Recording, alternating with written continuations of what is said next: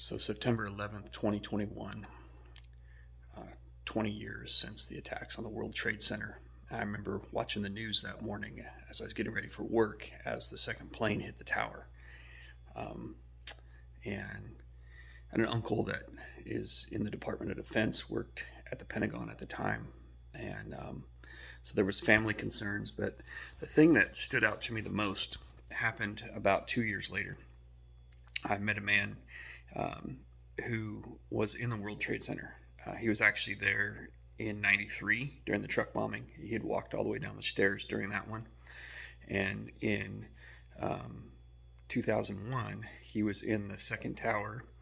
He had left his offices. He was in a financial. He left his offices and went down the stairs, was in the stairwell. Um, and firefighters told him, or security, excuse me, told him to go back up. And he was in the stairwell when the second plane hit.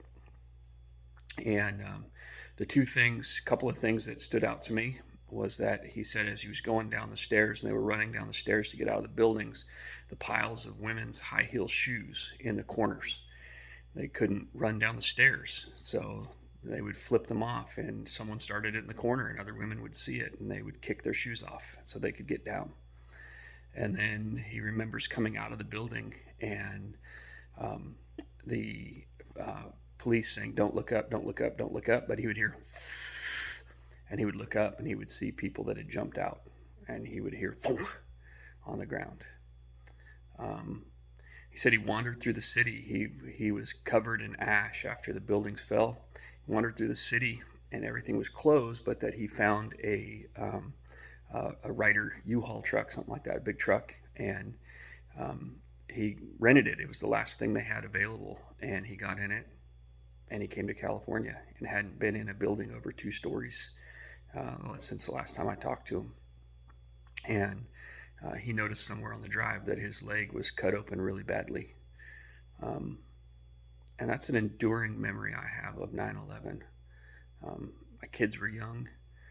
Um, they've grown up in a life post 9/11, war on terror.